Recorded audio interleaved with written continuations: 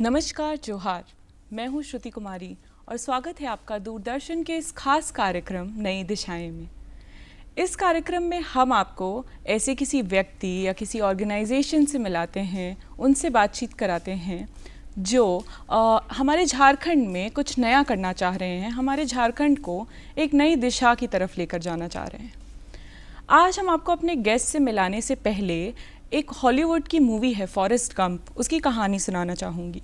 Forrest Gump में जो प्रमुख किरदार होता है वो एक दिन अपनी ज़िंदगी में, उसकी नॉर्मल ज़िंदगी में चीज़ें चल रही होती हैं और वो दौड़ना शुरू करता है और वो दौड़ते हुए 3 साल 2 महीने तक दौड़ता रहता है और इस दौड़ के दौरान वो अमेरिका में कई राज्यों को क्रॉस करता है और जैसे जैसे वो राज्यों को क्रॉस करता जाता है कई लोग उसके साथ जुड़ते चले जाते हैं और एक कारवां सा बन जाता है। आखिरी में जब वो रुकता है तो पत्रकार उससे पूछते हैं कि आप क्यों दौड़ रहे थे, आप इतने साल से दौड़ रहे हैं, क्यों दौड़ रहे थे। उस पे जो किरदार होता है उसके पास कोई जवाब नहीं होता है। पर हमारे जो आज के गेस्ट हैं उनकी कहानी मिलती जुलती तो ज़रूर है पर थोड़ी अलग है। जब इन्होंने झारखंड में पद यात्रा शुरू की थी तो इन्होंने कॉज के साथ शुरू की थी। तो आज हम आपको मिलवाना चाहेंगे चंदन कुमार जी से। चंदन जी, आपका बहुत बहुत स्वागत है हमारे कार्यक्रम में। चंदन जी को झारखंड में फ्लाइंग आर्या के नाम से भी जाना जाता है।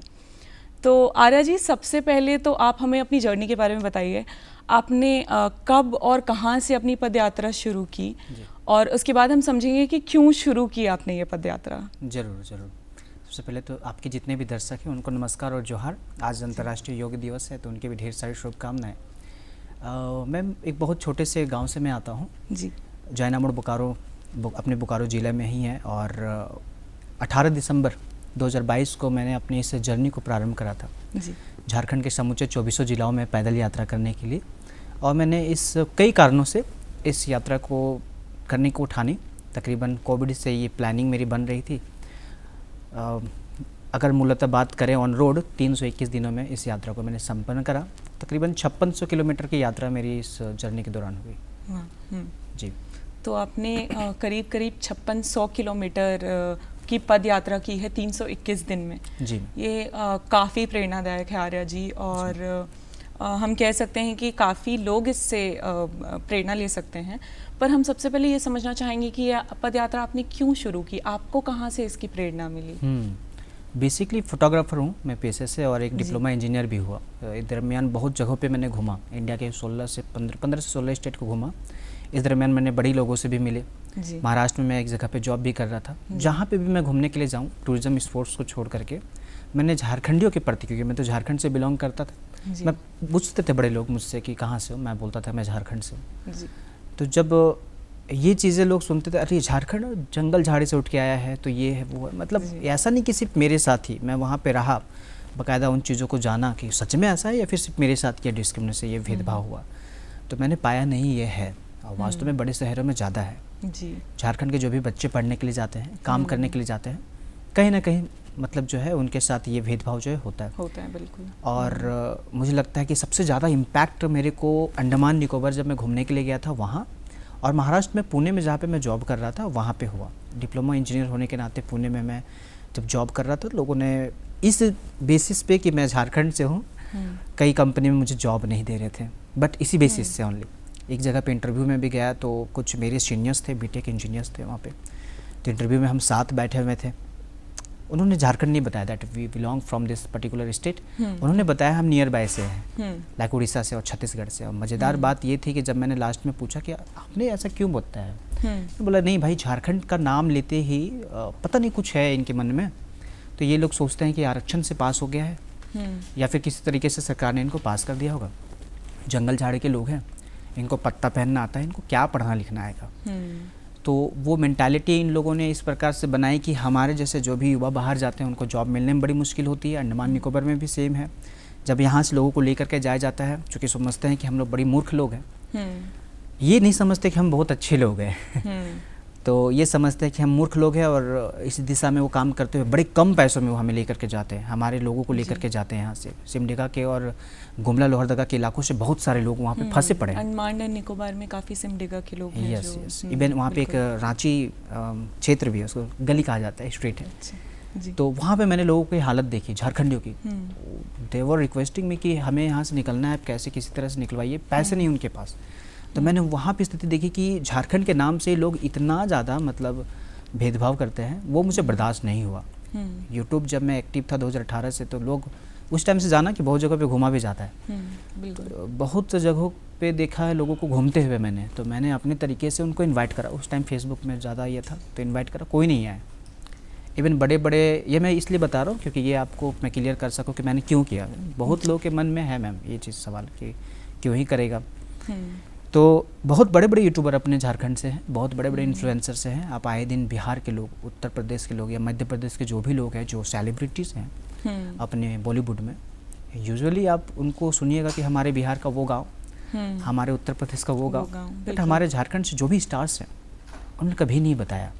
इवन मुझे भी अभी ये बताना पड़ा कि मैं एक छोटे से गांव से हूँ। वाइल मैं अपने जर्नी के दौरान बहुत सारे ऐसे काम करा जिसमें लोगों को जन जागरूक का काम करा। उसमें मैं बताता था कि आप छोटे से गांव से नहीं, बेसिकली मैं जैनामोड़ से हूँ और एक बहुत सुंदर सा जगह है वो। तो इस तरीके का हम प्रयोग करके अपने जगह को हाईलाइट कर सके और झारखंड की एक सुंदर छवि को हम दिखा सके, क्योंकि 5000 साल पुराना कहानी है हमारा। बिल्कुल 40% खनिज संपदा हम यहाँ से दे रहे हैं बिल्कुल पूरे देश में। बिल्कुल, तो पूरे देश को ये जानने की आवश्यकता है कि झारखंड सिर्फ जंगल झाड़ी के लोग उधर नहीं रहते। ये और अब झारखंड भी बहुत आगे आ चुका है। ये जो स्टीरियोटाइप में हम फंस चुके हैं कि जंगल झाड़ से लोग आते हैं, इनको शायद कुछ पता नहीं है, ये सिर्फ आरक्षण में आ रहे हैं। हाँ। इससे आगे बढ़ने की काफ़ी ज़रूरत है अब लोगों तो को। वही मैं कि अपने झारखंड को, और ख़ास करके जो उनके दिमाग में बैठा पड़ा कि क्या ही वहाँ पे मिलेगा, सिर्फ खान्स हैं, मतलब जो भी माइनिंग एरिया है वो होगा, या फिर जंगल है, जंगलों का पत्ता पहनते होंगे लोग। तो बेसिकली मैंने सोचा कि क्यों ना मैं लोगों को क्यों इनवाइट कर रहा हूँ, या फिर मैं क्यों वेट कर रहा हूँ कि कोई बड़े यूट्यूबर्स जो है अपने झारखंड को प्रमोट करेंगे या सेलिब्रिटी। बिल्कुल। अगर मेरे में कैपेबिलिटी है, क्योंकि मैं एक स्पोर्ट्समैन भी रहा, तो जितने दिन हो सके उतने दिन मैं घूमूँ और अपने कैमरे, क्योंकि मैं एक सिनेमाटोग्राफर फोटोग्राफर जैसे कि मैंने बताया कि मैं हूँ, तो अपने कैमरे की नज़र से मैं झारखंड को दिखाऊं, लोगों को उस सुंदर झारखंड के बारे में बताऊं जिसके बारे में शायद ही लोगों को पता होगा। जी। इसके पीछे एक और काम हो सकता है कि अगर मैं घूम के दिखाता हूं, जो लोग उस जगह पे नहीं पहुंच पाए हैं वो वहाँ पे पहुंचेंगे, तो वहाँ के लोकल लोगों को जो है रोज़गार से जोड़ा जा सकता है। बिल्कुल जी। तो ये कुछ पॉइंट्स थे। तो ये आपका पूरा पर्पस था। जो बातें आपने इसमें उठाई हैं वो बहुत इंटरेस्टिंग हैं और सच भी है कई हद तक कि जो लोग हैं बाहर, खास करके टियर 1 सिटीज़ में जो लोग रह रहे हैं, आज भी उनके मन में झारखंड को लेके एक बहुत अजीब सा एक तस्वीर बनती है कि लोग ऐसे जंगल झाड़ से आते हैं, जो कि सच नहीं है कई हद तक, क्योंकि हमारे झारखंड प्रदेश में 4 तो सिटीज़ हैं जो हैं और 40% खनिज पदार्थ झारखंड से जा रहा है, बाकी पूरे देश में जा रहा है। लोगों को इन चीज़ों के बारे में बिल्कुल नहीं पता है। खास करके बहुत सारी ऐसी इंडस्ट्रीज़ हैं जहाँ पे बहुत आगे तक लोग गए हैं जो झारखंड से हैं। बिल्कुल।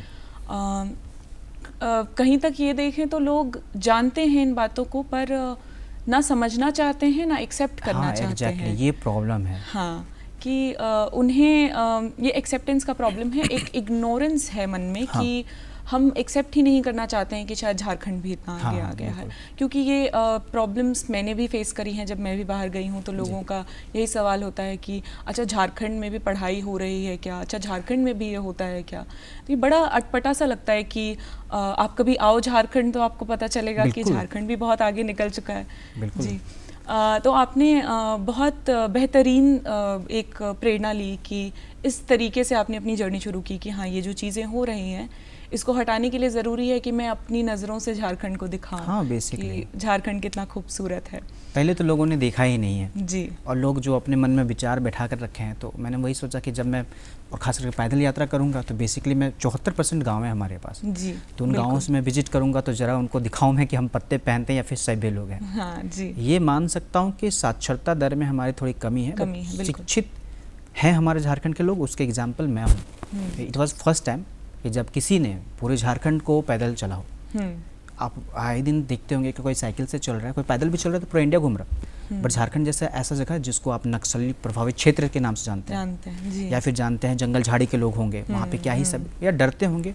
ये तो महेंद्र सिंह धोनी जी की वजह से थोड़ा हमारा रांची जो है प्रसिद्ध हुआ। प्रसिद्ध हुआ, प्रियंका चोपड़ा जी की वजह से जमशेदपुर में बताना चाहूँ कि first planned city of India था। जी बिल्कुल। बहुत कुछ अपने झारखंड में है, तो मैंने सोचा कि मैं चलूँ, तो चलने के दरमियान बहुत सारे कल्चर देखूंगा, बहुत सारे लोग के वो बिहेवियर देखूंगा। और मैं सबसे बड़ी एग्जांपल तो यही है ना कि लोगों को कुछ भी इन चीज़ों के बारे में नहीं पता था कि कोई पैदल यात्रा भी घूम सकता है बैग में। गांव के इलाके कई सारे ऐसा किस्से में मुझे बच्चा चोर समझा गया। तो वैसे इलाकों से बच करके बाहर निकलना ये बताता है कि झारखंड के लोग कितने शिक्षित हैं और कितने मानवता से भरपूर हैं यहाँ के लोग। कई बार ऐसा होता है कि जो शिक्षा है वो नहीं बताता है कि आप कितने अच्छे इंसान हो सकते हो। मुझे ऐसा लगता है, और ये मेरा पर्सनल ओपिनियन है, कि झारखंड के लोग बिना पढ़े लिखे भी बहुत आगे की सोचते हैं, बहुत ओपन माइंडेड है। मुझे नहीं लगता है हमारे पूरे देश में इतनी कोई महिला प्रधान प्रदेश है जितना अपना झारखंड है। और जिस प्रकार महिलाएं आगे बढ़कर यहाँ चीज़ें करती हैं वो अपने आप में बहुत मतलब देखने के लिए बहुत अच्छा लगता है कि कितनी आगे जा रही हैं महिलाएं यहाँ झारखंड की, कितना कुछ कर रही हैं। गाँव में जब आप जाओ तो महिलाएं होती हैं जो आपसे बात करती हैं, जो आगे बढ़ चढ़कर हर चीज़ों में हिस्सा लेती हैं। मेरी इसी यात्रा में बहुत सारे ऐसे किस्से भी हुए। जी, तो मैं उसी पे आने वाली थी कि क्या आप कोई ऐसी कहानी या किस्सा हमारे साथ साझा कर सकते हैं जो आपके साथ हुआ हो या जो आपने एक्सपीरियंस किया हो अपनी जर्नी में? बहुत मैम, मतलब हमारे यहाँ पे तो लैंग्वेज बैरियर बहुत ज़्यादा है। जी, देखिए मैं एक नॉन ट्राइबल पर्सन हूँ। मेरी जो वेशभूषा थी झारखंड पैदल यात्रा के दौरान, तो मैं एक स्वेटर पहना करता था। 3 वेदर्स मैंने सहे हैं, बर्दाश्त करे हैं, और तीनों मैंने उसी एक स्वेटर के साथ निकाली है। हमारे पास एक सिर सीता धाम एक धार्मिक क्षेत्र है गुमला में, तो वहाँ पे मुझे सम्मान के रूप में वो सरना गमछा जो है वो प्रदान किया गया था। उसको लेकर के फिर मैंने अपनी आधी जर्नी करी। इस जर्नी में मैक्सिमम जो मुझे लोगों ने पाल पोस के रखा वो गांव के लोगों ने जी, और गांव के लोगों में से महिलाओं ने स्पेशली, उनको मेरा गेस्चर्स बहुत पसंद आता था जी, क्योंकि वो बहुत रिलेट कर पाते थे जो चीज़ें मैं बताता था। जी, जैसे मैंने स्टार्टिंग में मैंने बोला, सिर्फ मैंने पैदल यात्रा नहीं करी, सिर्फ एक मोटिव नहीं था कि मैं झारखंड को प्रमोट करूँ in the sense of tourism. मैंने हिस्ट्री, हेरिटेज, कल्चर्स ये सब कुछ देखा, बट उसके दरमियान लोगों की मानवता भी देखी। मैं ये भी बताता था कि मैं एक स्पोर्ट्समैन हूँ, मैं अल्कोहल कभी कंज्यूम नहीं करा हूँ जीवन में, स्मोकिंग नहीं करा। अब मैं पैदल चल करके इसलिए आ पा रहा हूँ क्योंकि मैं फिट हूँ, और इसलिए फिट हूँ क्योंकि मैंने कभी उन चीज़ों को छुआ भी नहीं। तो ये महिलाएं बड़ा जो अपने क्योंकि बच्चों को समझाती थी ना, तो उसके लिए वो एक एग्जाम्पल मैं मिल जाता था उनको, तो उनसे बड़ा कनेक्ट फील करती थी, घर का दामाद बना के रखती थी। आप कह सकते हैं कि बड़ा प्यार। किसी का बेटा नहीं है तो मैं उस दिन से अभी भी बहुत सारे परिवार बने जिनका मैं भाई हूँ, किसी का बेटा हूँ, किसी का चाचा हूँ मैं, तो फ़ोन भी करते हैं बाकायदा। तो कुछ इस प्रकार से संबंध बन रखे। एक जगह पे तो एक गांव है भूत, गांव का नाम है, गांव का नाम भूत है। अच्छा, तो उस भूत वाले गांव में भी देखिए कि कितनी प्यार मुझे मिल रही है एक ऐसे लड़के को जो नॉन ट्राइबल है, जो लैंग्वेज बिल्कुल भी नहीं समझता है, आदिवासी मुंडारी भाषा के थे लोग, और मुझे बाकायदा बुलाते हैं। तो मैं आपको कुछ मतलब they try to communicate in Hindi, मैं आपको खिलाऊंगी, कुछ तो खा लेंगे आप। तो हम जो सुनते थे कि गांव में कि गर्मियों के दिन में अगर आपको पानी भी पूछेंगे तो उसके पहले आपको गुड़ खिलाएंगे, और मुझे रोटी गुड़ खिलाया जा रहा था। मैंने बोला क्यों नहीं खाऊंगा, मैं छुआछूत तो नहीं करूँगी। किस बात का? आप बता सकते हैं कि ये किस डिस्ट्रिक्ट की कहानी ये है? खूंटी की है। खूंटी, भूत गांव खूंटी। जी जी, हाँ। और मतलब मैं आश्चर्यचकित था इस चीज़ को देख करके कि कितनी इंडिपेंडेंट है। लोग सोचते कहाँ दुनिया में लोगों ने वर्क करना स्टार्ट किया, हमारे गांव में पहले से ही वर्क हो रहा। पश्चिम सिंहभूम में भी मुझे, जहाँ पे बहुत ज़्यादा महिलाओं की संख्या, मैं बताना जो पश्चिम सिंहभूम में आपको जो कल्चर देखने के लिए मिलेगा एकदम वेस्टर्नाइज्ड, वेस्टर्न टाइप से, क्योंकि हो समाज के लोग रहते हैं उधर, हो ट्राइब्स के लोग, और उन हो ट्राइब्स के कल्चर में बहुत कुछ देखने के लिए और जानने के लिए मिलेगा। हर एक चीज़ के लिए एक पर्टिकुलर रीजन उधर रहता है। जी। तो उधर भी बड़ा प्यार मिला। अरे अरे आप आइए, बैठिए, बहुत थक गए होंगे, आप कोई नेक काम कर रहे हैं, आपके वेशभूषा को देख के लग रहा है, आइए बैठिए, पी लीजिए। और बाकायदा देते थे, तो वो ऐसे करके देते थे। तो वो संस्कार मैंने देखा। एक जगह पे तो देखा कि बहुत प्रेम से, बहुत, मैंने उम्मीद ही नहीं करा था मैम कितना प्यार मिलेगा। स्टार्टिंग की जर्नी अगर कोई भी मेरे यूट्यूब चैनल पे जाके देखे तो मैंने लिखा था 3500 किलोमीटर्स में जाऊँगा। इतना प्यार देखने के लिए मुझे रास्ता में मिला कि मैं 5600 किलोमीटर से ज़्यादा गया, अलदाओ मैंने 5600 किलोमीटर उसमें नॉमिनेट करा। एक जगह पे तो मुंडारी भाषा में जो भी उनके कल्चर में क्या बोलते हैं मुझे थोड़ा याद नहीं है, बट उन्होंने मेरे पैर धोए कि आप एक आगंतुक है, हम उनको, तो जो भी मन में भ्रम लोगों ने बनाया है, आप सोचिए कि ऐसे प्यारे और अच्छे लोग रहते हैं हमारे यहाँ पे, इतना कल्चर है जी। और ये देखने वाली बात है, जानने वाली बात है। इन्हीं बिल्कुल। चीज़ों को लोग नॉर्थ ईस्ट जाते हैं देखने के लिए। तो इन चीज़ों ने और ज़्यादा मुझे मतलब आपने पूछा और ना कि प्रेरणा कहाँ से मिली, तो प्रेरणा तो बिगनिंग वाला मैंने बता दी, बट इस जर्नी को और जारी रखने के लिए ये प्रेरणा मुझे ये मिली। प्रेरणा थी जी। कि जब भी आप कहीं जाते थे तो लोगों का इतना प्रेम भाव बहुत। आपको मिलता था, इतना साथ मिलता था कि आपको लगा कि आप ये जर्नी आगे करते रहें। बिल्कुल। मैं आर्या जी ये जानना चाहूँगी कि आपकी जो जर्नी थी, आपने बताया कि कहीं कहीं पे लोगों ने काफ़ी आपको पता है बहुत प्यार से दिया, प्रेम दिया, प्यार से रखा, खाना खिलाया, पानी पिलाई। आपकी तरफ से ऐसे क्या इनिशिएटिव्स थे जो आपने लोगों के लिए किए? जैसे जब आप निकले थे अपनी यात्रा पे तो आप बहुत सारी चीज़ें थी जो ऊपर लाना चाहते हाँ, थे, जो हाईलाइट करना चाहते थे, टूरिज़्म पे बात करना चाहते थे, जी। बट उसके अलावा भी आपने कुछ काम जो किए हैं उसके बारे में बताइएगा, कुछ इनिशिएटिव्स आपके। स्टार्टिंग में बस 2 ही चीज़ था। मैंने बस इतना सोचा था कि झारखंड के प्रति जो भी चीज़ें हैं जिससे झारखंड में बुलाया जा सके लोगों को, या फिर झारखंड के लोगों को ही ये बता दिया जाए ताकि वो घूमने के लिए जाए। तो वहाँ के लोकल लोगों का जो प्लान हो रहा है उसको रोका जाए। ये दूर तक सोच थी मेरी कि अगर प्लान रुकेगी तो जैसे एक बाप कमाने के लिए बाहर जाता है तो कई बार माँ उतना देखभाल ध्यान जो है नहीं रख पाती। बच्चे थोड़े बिगड़ जाते, वही बच्चे जो बिगड़ गए वो उस घर को बर्बाद कर देंगे, और जो घर बर्बाद हुआ वो एक समाज को बर्बाद कर देगा। तो मेरा बस ये मानना था कि इस प्लान को रोका जाए और अपने तरफ से जो मैं कर सकूं, क्योंकि इस यात्रा में जो मैं निकला था किसी भी ऑर्गेनाइजेशंस का जो है वो सपोर्ट नहीं था। तो मैंने बस सोचा कि सिर्फ एक काम के लिए क्यों जाऊं, कुछ और भी काम इंक्लूड कर लूं, क्योंकि पेशे से मैं डिप्लोमा इंजीनियर मैंने करा, मैंने पढ़ा ही नहीं, ट्यूशन कहीं पे भी नहीं, जो भी इंटरनेट से पढ़ा। लोगों के बीच में, खास करके बच्चों के बीच में और गाँव के बच्चों के बीच में ये बहुत कमी है कि उनका ख्याल ये जाता है कि मैथ और इंग्लिश बहुत ज़्यादा टफ है और हम जब तक सीखेंगे नहीं किसी टीचर से हमको समझ में नहीं आएगा। तो मैं फिर उस टाइम ये सोचा कि ये अपनी वाली जो बुद्धि है थोड़ा बांट के आओ वैसे बच्चों को जिनको नीड हो। हाँ, और इसके साथ साथ मैं एक और काम करूँ कि अगर ऐसा होता है कि मैं उनको बता पाऊँ, अगर मैं इनको बता पाऊँ कि अपनी एग्जांपल दे करके देखो मैं इतना दूर चल सकता हूँ, क्योंकि मैंने कभी भी अल्कोहल कंज्यूम नहीं किया, स्मोक नहीं कंज्यूम करा, और सिर्फ जूस पी करके मतलब हेल्थ कॉन्शियस इनको होने के लिए बता दूं, एक और काम हो जाएगा मेरा कि आपको हेल्दी रहना है। हाँ, मतलब हेल्थ और फिटनेस बहुत ज़रूरी चीज़ है। क्योंकि गाँव में शराब बहुत आप दिखते हैं, शहरों में ब्रांडेड पीते जरूर है हर जगह पे, तो गाँव तो यूं ही बदनाम है, मैक्सिमम तो आपको शहरों में मिलेंगे, बट आपको शहरों में सुनने वाले बहुत कम मिलेंगे, गाँव में आपको कंपेयर देन दैट आपको सुनते हैं। तो मैंने सोचा कि एक हेल्थ के बारे में भी मैं बताऊं, पढ़ना कैसे है गांव के बच्चों को बताऊं। मेरे साथ खुद बुली हुई है बहुत ज़्यादा, मतलब मैं लुक से साउथ इंडियन दिखता हूं, कुछ लोग ट्राइबल भी बॉय बोलते हैं, तो बहुत जगह पे मेरे साथ जो है भेदभाव हुआ। तो ये भेदभाव किसी और के साथ ना हो, ये भी मैं बताते चलूँ। ये भी बच्चों को अवेयर करना कि आप किसी को बुली ना करें, और जब आप किसी से बुली हो रहे हैं तो उससे कैसे डील करना है, इस विषय पे भी। उसके बाद फिर कई सारे भेदभाव महिलाओं के मैटर में मेरे साथ हुआ है। आज तक मुझे, मतलब आपको मैं नहीं कर रहा हूँ, बट कई बार ऐसा हुआ है कि मैं बाई माई लुक ओनली कि महिलाओं ने बहुत गलत तरीके से मेरे को जज करा, मतलब बहुत, अभी भी यात्रा के दौरान भी बहुत सारे ऐसे केसेस हुए। तो मुझे ऐसा खुद में फील होता तो मैं क्या क्रिमिनल हूँ, बट इसकी सज़ा आप किसी और बेटियों को नहीं दे सकते। बिल्कुल। हर समाज में मैक्सिमम मुझे लगता है बेटियों का निर्माण जो गाँव से ज़्यादा होता है, गाँव में ज़्यादा संस्कार सिखाए जाते हैं। तो मैं वहाँ पर जाके उन बेटियों को बताता था, छोटे छोटे बच्चियों को बताता था, बाकायदा सभा लगाता था कि इनको पढ़ने के लिए दिया जाए, इनको इसलिए पढ़ने के लिए दिया जाए क्योंकि ये आगे जाके माँ बनेंगी तो बच्चों को सही दिशा दे सकती हैं, इसलिए पढ़ने के लिए दिया जाए। बिल्कुल। क्योंकि वो अगर सही दिशा नहीं दे पाएंगी तो फिर आगे का जनरेशन पीने खाने लग जाएगा, और वो एक साइकिल है, विशियस साइकिल, जिसमें वो फंस जाते हैं। और उसको तोड़ना बहुत जरूरी है। हाँ, तो और कॉन्स्टिट्यूशनल राइट्स बहुत सारे महिलाओं को मिली हुई हैं। बिल्कुल। उनके तक तो ये सोर्स ही नहीं पहुँच पाया मैम कि महिलाओं को पढ़ने में कोई पैसा ही नहीं लगता अब। जैसे अब सरकार की तरफ से बहुत सारी स्कीम है। हाँ। तो मैं वो जाके अवेयर करता था। पहला तो नशा वाला, बिगनिंग में मैंने सोचा था टूरिज्म को उससे पे करूँगा, उसके बाद फिर मैं सोचा था कि पढ़ने वाला जो था वो कर दूँगा।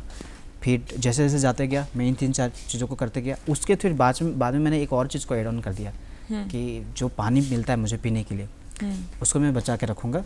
पी रहा हूँ ठीक है, कहीं पे देखूँगा कि जैसे बहुत लोग पानी का बोतल देते थे मुझे कि कोई पेड़ है बढ़ रहा है तो उसको पानी दे देना उधर जा करके। कोई कुछ नहीं कर पाया, मुझे नहीं पता, बट मैं क्या कर सकता हूँ वो सारी चीज़ करता हूँ, क्योंकि मतलब बार मैं थोड़ी करने वाला हूँ इस पैदल यात्रा को। तो जिन चीज़ों को समेट पाऊँ खुद से उन चीज़ों को करूँ। जी, तो आपने जब ये पैदल यात्रा करनी शुरू करी तो ऐसा नहीं था कि आप किसी एक चीज़ पर ध्यान दे रहे थे, आप वो सब करना चाहते थे जो आपके बस में हो। हाँ हाँ। तो आपने पलायन रोकने की कोशिश करी, लोगों को अवेयर किया कि किस प्रकार अपने आप को आप हेल्दी रख सकते हैं, बच्चों को पढ़ाया, साथ में महिलाओं को भी अवेयर किया जी। तो ये बहुत सारी चीज़ें जो आपने की। साथ में आपने और भी बहुत कहानियाँ हमें बताई कि लोगों का कितना प्यार मिला। पर जब भी हम इस तरीके का कोई नई दिशा की तरफ अपनी कदम रखते हैं तो सब कुछ इतना आसान नहीं होता है, या अब जिस तरीके से हमें बता रहे हैं वो आपने एक बहुत ही पॉजिटिव साइड बताया है मुझे लगता है। कई चैलेंजेस होंगे या कई परेशानियां भी होंगी, कठिनाइयां होंगी जिसका सामना आपको करना पड़ा होगा, तो आप थोड़ा उस बारे में बताइए कि कैसी कठिनाइयां थी जिसका सामना आपको करना पड़ा और उससे आपने कैसे मतलब उसको टैकल कैसे किया और उससे आगे कैसे बढ़े। फिर बेसिकली इसको बताना चाहूँगा क्योंकि लोग पॉजिटिव साइड को ही सिर्फ सुनते हैं आजकल यूट्यूब में और निकल पड़े वो भी कुछ करने के लिए। नेगेटिव साइड बहुत ज़्यादा है, ये आपको ध्यान देना पड़ता है कि आप उन चीज़ों से सेटिस्फाइड हैं कि नहीं जो चीज़ें आप कर रहे हैं। नेगेटिव पॉइंट्स थे, मैं 2 बार मरने से बचा। जो भी दर्शकगण देख रहे हैं मैं उनको ये बताऊँ कि बिना प्लान के इन चीज़ों को नहीं करना है। बिल्कुल, क्योंकि मैं 2 बार मरने से बचा और वो मौसम की वजह से बचा। अच्छा, उन जगहों तक भी गया जो नक्सली प्रभावित क्षेत्र भी थे, तो वहाँ से खुद को कैसे निकालना है, कैसे चीज़ों के साथ डील करना है, उन ये चीज़ों बहुत को ज़रूरी है। ये बहुत ज़रूरी है। तो मरने के मतलब मौसम की वजह से जो भी मरने के नौबत जो आई वो इसलिए ही आई क्योंकि खाने पीने नहीं मिल पाए थे। मैं बस थोड़ा सा ये भी जिक्र करना चाहूँगा कि झारखंड में अच्छाई तो थी, बहुत खूबसूरतियाँ थी, कई सारे ऐसे गांव भी थे जहाँ पे पीने के लिए पानी आज भी नहीं है। गांव में मैं गांव की बात कर रहा हूँ, बिजली नहीं है रहने के लिए और बहुत सारे लोग अभी गरीबी रेखा से भी नीचे में स्थिति में जी रहे हैं, जिसकी वजह से वो मेरी स्थिति बन पड़ी थी। जी, तो मतलब ये कह सकते हैं कि बहुत सारी ऐसी चीज़ें थी, ऐसी परेशानियां थी जिसका सामना तो आपको करना पड़ेगा ही। तो बिना प्लानिंग के या फिर बस ऐसे एक दिन सुबह मन किया और निकल पड़े, इस प्रकार तो चीज़ें नहीं चल सकती हैं। बिल्कुल भी नहीं। तो आपको बहुत सोच समझ के कि आप आगे पूरी अगर आप यात्रा कर रहे हैं तो किस प्रकार इसको तय करेंगे, कैसे करेंगे, ये होना बहुत ज़रूरी है। बिल्कुल, क्योंकि मैं जब चलता था मुझे याद है 20 किलो का बैग था, 15 से 20 किलो का बैग मेरे ये पे, और मेरी हर रोज़ लगभग थाइस फट जाती थी, जो पैर के थाइस होते हैं वो थाइस फट जाती थी। अगले सुबह तक हमको फिर रिपेयर होना है, उसके लिए भी बहुत कुछ तरीके अपनाने पड़ते थे। तो आपके थाइस का फटना, फिर 3 दिनों में पैंटों का फटना, तो बहुत सारे ऐसे चैलेंजेस जिनको लगता है कि ये बहुत आसान चीज़ है, जिसकी वजह से मैं यहाँ पे बैठा हूँ। It was very difficult, but उनको टैकल करने के लिए आपको आना चाहिए अगर आप उस काम से सेटिस्फाइड हैं तो। अगर आप ये करना चाहते हैं, क्योंकि ये जर्नी बिल्कुल आसान नहीं होगी। ये तो बहुत जाहिर बात है कि 321 दिन तक 5000 किलोमीटर तक चलना बिल्कुल आसान नहीं हो सकता है। आर्या जी, एक और चीज़ जो मैं समझना चाहूँगी, टूरिज़्म पे आपने जो है आपका फोकस रहा है। अगर हम आपका सोशल मीडिया भी देखें जी। तो आप टूरिज़्म के ऊपर बहुत बात करते हैं। तो टूरिज़्म के लिए आपने क्या क्या काम किया है झारखंड में, इसके बारे में थोड़ा बताइएगा। मैं इस जगह पे मैं किसी का बुराई नहीं करना चाहता हूँ, बट हमारे पास जो सोर्सेस हैं by tourism department and all, आप ऊपर के ड्रोन व्यूज़ देख लेंगे, आपको ये दिखा दिया जाएगा कि आप इस जगह पे घूमने के लिए जा सकते हो। जाना कैसे है ये आपको अब तक नहीं बताया गया उस जगह पे टूरिज्म डिपार्टमेंट के द्वारा। अच्छा, जो क्योंकि मैं ना मैम ग्राउंड लेवल पे मैं घुमा हूँ, इन ये अगर 300 दिखा रहे हैं ना तो मैं आपको 400 दिखा रहा हूँ, क्योंकि मैं गली गली तक घुमा हूँ जी। तो उन गली गली तक घूमने के लिए भी आपको जाना है, किन रास्तों से होके जाना है, वो सेफ़ है कि नहीं है, उन रास्तों में खाने मिलेंगे कि नहीं मिलेंगे, कौन से वेदर में आने चाहिए, कौन से वेदर में नहीं आने चाहिए, ये बाकी के काम तो आपका करना था। ये आपके डिपार्टमेंट का काम जो था वो तो मैंने कर ली इनडायरेक्टली। तो इसीलिए मैं आकर के वीडियोस बाकायदा बनाता था, और लगभग ही इस क्षेत्र में इस भाषा के लोग रहते हैं, ऐसे ट्राइब के लोग रहते हैं, ताकि अगर वैसे ट्राइब के लोग जा रहे हैं तो कम्युनिकेट कर पाए ईजिली। खाने के लिए ये मिल जाता है दोस्त, तो वो मिल जाता है। इसके साथ ही मतलब आपके साथ वो चैलेंजेस हो सकते हैं, आप यहाँ पे ज़रूर जाए, इस मौसम में जाए, और इस जगह पे आना चाहिए आपको। साफ सफाई भी बरते जी, क्योंकि नेक्स्ट टाइम के लिए वो बहुत जरूरी आपके लिए होता है। ये नहीं मतलब वो गंदगी फैलाना जैसे आजकल लोग करते हैं कि एक बहुत ही सुंदर जगह पर गए, वहाँ पे बॉटल्स फेंक दिया, वहाँ पे जाकर दारू का सेवन किया, उसकी बॉटल्स फेंक दी, गंदगी फैला दिया, वहाँ के लोकल लोगों को भी काफ़ी परेशानी होती है उसकी वजह से। आर्या जी, आपकी जो जर्नी रही है वो बहुत इंस्पायरिंग रही है, और काफ़ी लोग हैं जो उससे प्रेरणा ले सकते हैं कि आपने इतनी कम उम्र में इतना कुछ कर लिया, इतने आगे तक गए, पूरे झारखंड को एक अलग पहचान दिलाई है आपने। आज के जो युवा हैं हमारे झारखंड के, वो अगर कुछ करना चाहें या फिर आप चाहते हैं कि वो झारखंड के लिए कुछ करें, तो आपका उनके लिए क्या संदेश रहेगा, आप क्या बतलाना चाहेंगे उनको? इसको कहते हैं देश प्रेम। अगर आपको लगता है कि नहीं, आपके जगह को भी लोग जाने, आपके साथ भी चीज़ें हुई हैं, आपको करना चाहिए। आपको ये देखने की ज़रूरत नहीं कि कौन आपको सपोर्ट कर रहा है कौन नहीं। देखिए, हम बहुत लोग हैं अपने इंडिया में, बहुत आबादी भरी पड़ी है। कुछ चंद लोग तो ज़रूर मिल जाएंगे जो आपको सपोर्ट करके वहाँ से अगर फंस भी गए तो निकाल लेंगे। तो आपको करना चाहिए। अगर मन में है तो करने के दरमियान आपने ये नहीं पहले से प्लानिंग बना ली कि मैंने जाऊँ और फिर निकल जाऊँ। ऐसा है ना कि बीच बीच में आपको चेंजेस करने भी पड़ेंगे परिस्थिति के अनुसार से। तो कॉन्शियस रहे उस काम को कि ठान लिया है तो करना है, और वो करने के लिए जो है ना, फिर आपको त्याग भी जो है वो बहुत मायने रखता है। तो वो आप करें। इस जगह पे थोड़ा सा एक छोटा सा बात ये पॉइंट आता है कि इसके बाद का क्या, जो कर लेते हैं लोग उसके बाद का क्या। मैक्सिमम मैं स्कूल कॉलेज यूनिवर्सिटी में जाकर के बच्चों के साथ संबोधित करता था चीज़ों को लेक्चर दरमियान। तो वहाँ पे लोग उम्मीद करते थे, बच्चे भी उम्मीद करते थे कुछ इसको करने के बाद मिलेगा। तो मैम अभी भी लोग कुछ करना चाहते हैं, बट वो चाहते हैं कि हमारे साथ भी कुछ अच्छा हो, क्योंकि वो टाइम भी एक्सपेंड कर रहे हैं। बिल्कुल। तो आर्या जी, आपकी जर्नी जो है उससे काफ़ी लोग प्रेरणा ले सकते हैं। साथ में आपने बतलाया कि जब हम किसी राह को चुनते हैं या किसी राह में आगे बढ़ते हैं तो उसकी प्लानिंग करना बहुत ज़रूरी है। बिल्कुल आंख बंद करके उसकी तरफ चल जाने से काफ़ी परेशानियों का सामना करना पड़ सकता है। तो जो आपकी जर्नी में भी रहा है, तो लोगों को ये समझना बहुत ज़रूरी है कि जब वो किसी और कदम रखें तो उसके बारे में पूरी जानकारी लेकर रखें और आगे बढ़ें। और जब हम झारखंड के संदर्भ में बात करते हैं तो झारखंड को एक अलग प्लेटफॉर्म पे लाना बहुत ज़रूरी है। आर्या जी की जो जर्नी रही है वो बहुत प्रेरणादायक है और ये हमें एक नई दिशा की तरफ लेकर चल रहे हैं। तो अब हम अपने ऑडियंस से यहीं पे लेते हैं विदा। अब हम आपसे मिलेंगे अगले अंक में किसी नई कहानी के साथ। तब तक के लिए जोहार, नमस्कार।